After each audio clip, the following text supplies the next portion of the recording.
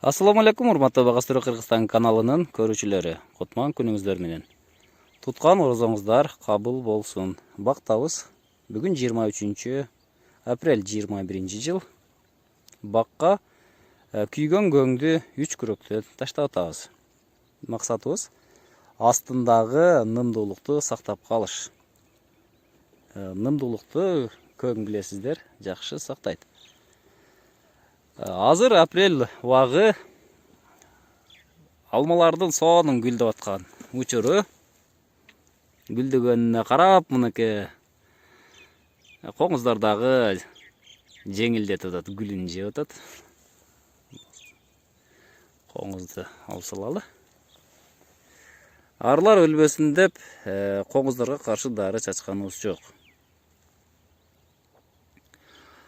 Апрелдин аягында, майдын башында көчөттөрдүн эң күчтүү өсө турган мезгили ушул убакта болот. Анткени аба ырайы ушул убакта өтө жагымдуу болот. Ошон үчүн көчөттөр ушул айда жакшы өсөт. Апрелдин аягы, майдын башында. Саратан киргенден баштап көчөттөр өсүүсүн токтотот. Себеби 30 градустан өткөндөн кийин көчөттөр дагы өспөй калат. Аны өстүрүштүн дагы жолдору бар. Ал жөнүндө балким ошол убакыт келгенде тартармын. Азыр болсо көчөттүн азыктандыруу боюнча сүйлөшөлү. Азыр биз таштап аткан күйгөн көң эки ишти аткарат. Нымдуулукту сактайт, ошондой эле көчөткө азык болот. Көчөттүн түсүнө караганда анчалык көп эмес. Буга азыр ат жашыл болуп турган нерсе бул азоттун жетишпестигин айтып турат. Көчөттү азыктандырууда эң өтө тез азыктандыруу бул жалбырактан азыктандыруу болуп саналат. Жалбырактан чачылат, суу менен аралаштырып, эритилип, бир канча элементтерди чачууга болот. Мегафул деген бар, нутрион дегендер бар, түрлөр көп. Койчу деги азыр аптекага барсаң толтура. Алар 300 сомдон баштап 2000 сомго чейин чөнтөгүңүзгө жараша. Бардыгын аткара турган кызматы, ар кимисинин өзүнүкү, магний, калий, кальций, бардыгы, фосфор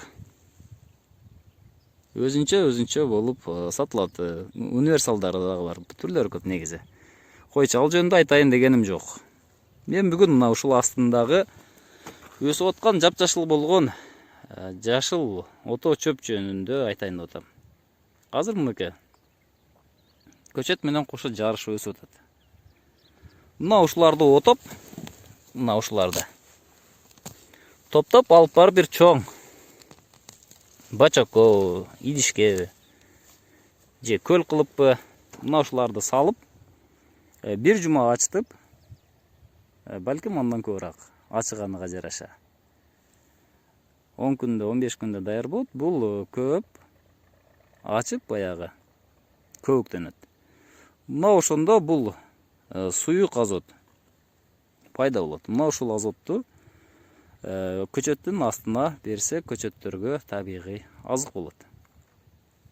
Мына ушул жөнүндө айтайын деп атам. Азыр мынакей алдыбыздагы чөптөрдү эгер отоп сала турган болсок, анда бул өзүнө эртең табигый азык катары, азот катары берсе болот. Бул табигый болот. Көчөттү негизинен 3 жол менен азыктандырууга болот. Биринчиси жалбырак аркылуу, бул өтө тез жетет. Эртең менен чачсаңыз 2 сааттан кийин бул көчөттүн жалбырагында болот. Экинчи жолу шербет агызуу. Шербет аркылуу бере турган болсо, бул тамыр аркылуу даяр суюк элементтер бул тез эле көчөткө тамыр аркылуу келет. Бүгүн берсеңиз, эртеге уже бул жалбырагында болот. Андан кийинки бул катуу элементтер, гумус, көң, минералдар, булар салынгандан кийин акырындап көчөткө таасирин берет. Бир жумада азот тезирээк жетет, фосфор акырындап жетет. Фосфор 20 сантиметр жылат экен бир жылда. Бул көчөткө акырындап жылдап же айлап таасирин берет.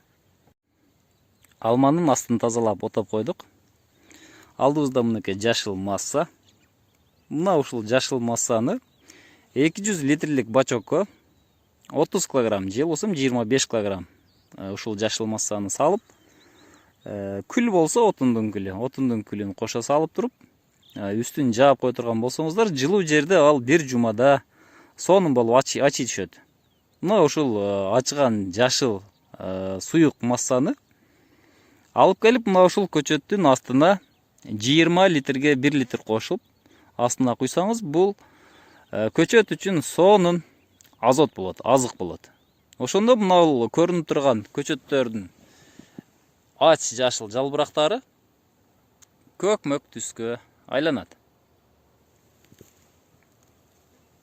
Жасалган суюктук бул көчөттүн жашына карап берилет.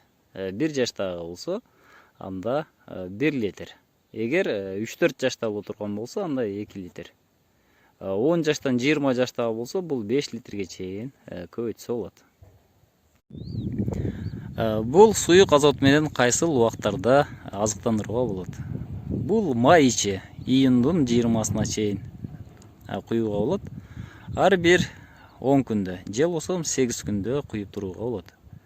20 литр сууга же жерди кандырып туруп, 1 литр куюп койсоңуз жетиштүү болот. Бул көчөттү азот менен толук камсыз кылат. Саламатта болуңуздар, сиздер менен Багуу Сүрө Кыргызстан каналы. Көрүшкөнгө чейин.